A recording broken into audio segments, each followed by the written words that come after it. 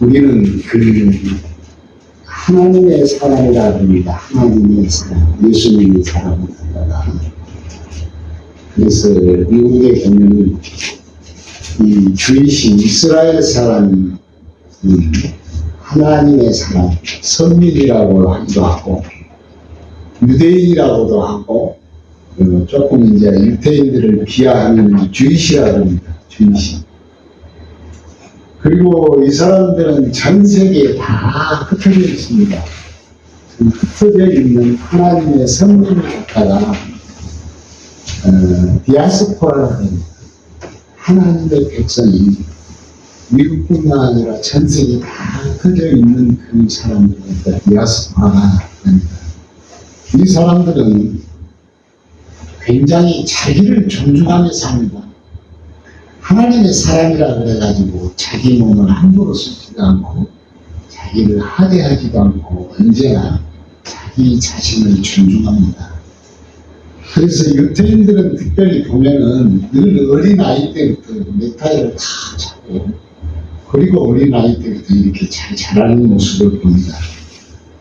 이 의미는 뭐냐면 내가 나를 존중하고 내가 나를 존중함으로 남이 나를 존중한다.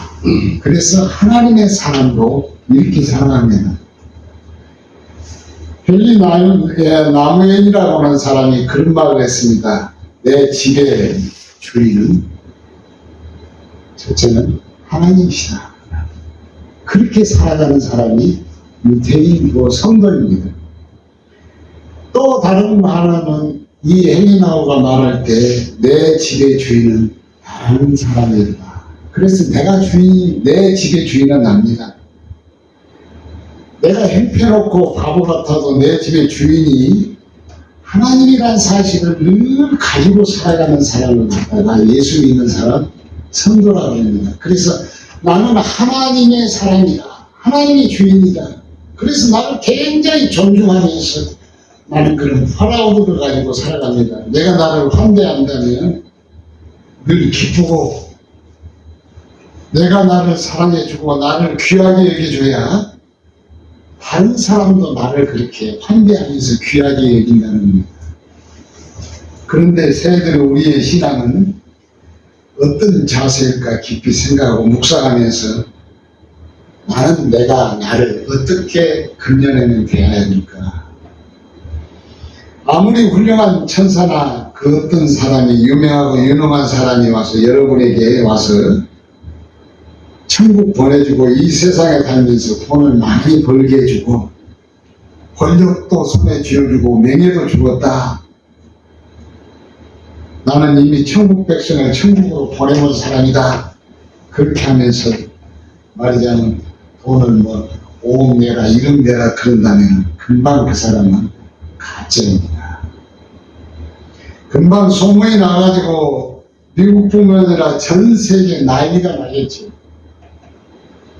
사람은 다 똑같은 사람인데 어떻게 그런 능력이 있겠어요? 내가 자신이 예수를 믿지 않는 한, 내 믿음이 성장하지 않는 한 안 되지라고 얘기할 것입니다. 우리는 이런 판단이 될 수 있는 사람이 오늘날에 많은 사람일 것입니다. 그런데 인간은 뭔가 절박한 사람들은 인간의 능력이 있다는 신통한 능력자라고 그 능력을 갖다가 풀케어라고 합니다. 풀케어로 능력자로 최고로 만들어 주겠다고 하면은 급한 상황이니까 허허허 하면서 금방 예리하면서 그곳에 무릎을 꿇는 것을 많이 봅니다. 어떤 프랭카드에 보니까 처녀 보살 금방 칸넬이 신접한 사람 광고문을 많이 써는 것을 봅니다. 그런 선생님, 도사님, 법사님 앞에 가서 급하니까 무릎을 꿇고 그 사람들 앞에서 하라는 대로 다 자기 인생을 다 맡기며 앞날을 다 맡기면서 그 어리석은 그런 것을 하는 것을 봅니다. 그러면서 그 사람 말이 하나님의 말씀처럼 하고 잘 귀담아 듣는 것을 봅니다.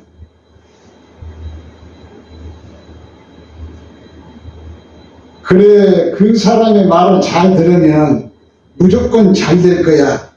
그렇지만 아무리 내가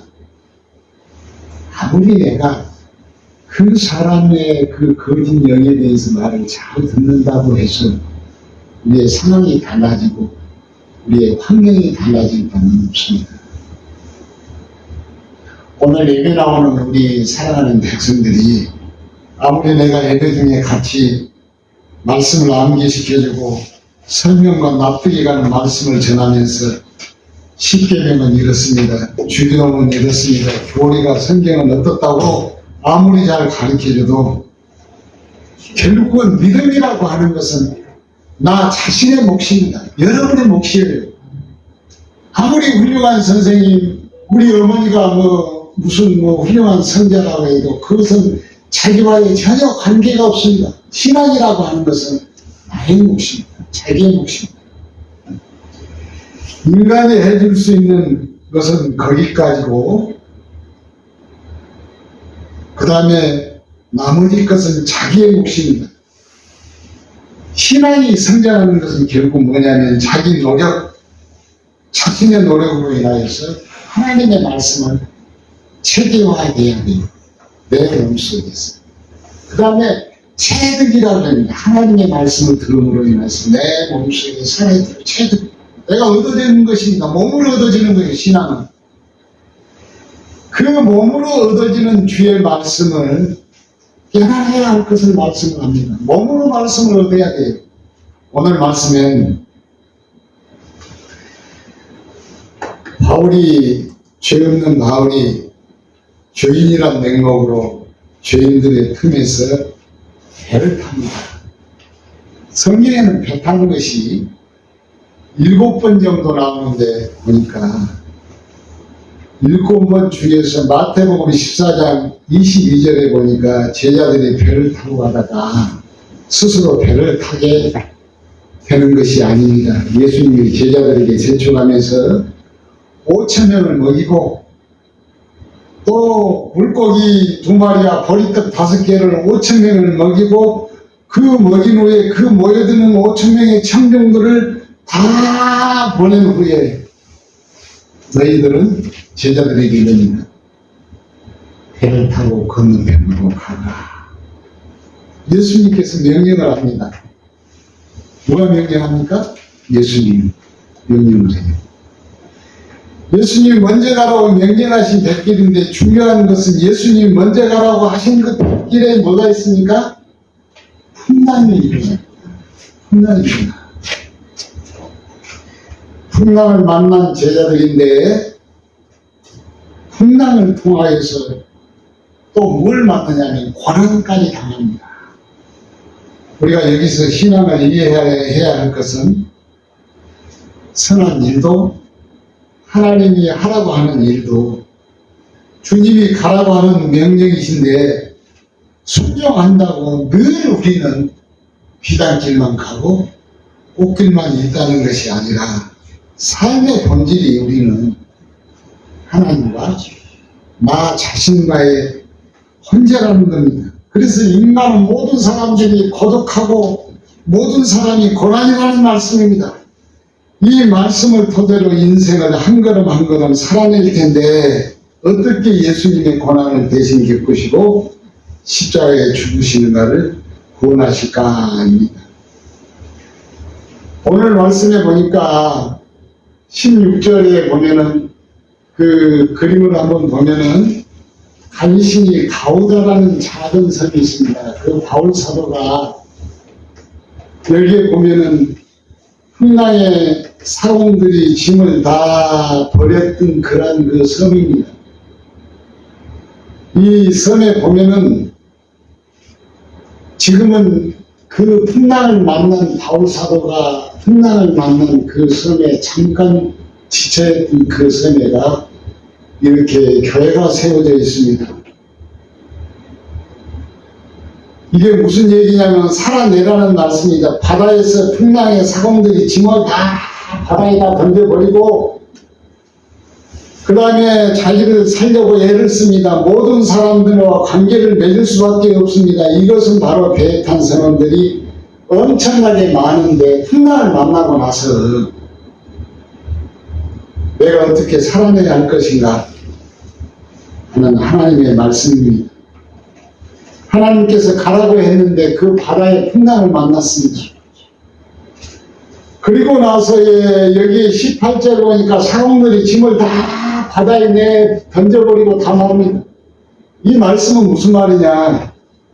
가라고 했는데 풍랑이 만났습니다. 풍랑을 만나서 고난을 당했을 때 내가 어떻게 해야 될 것인가?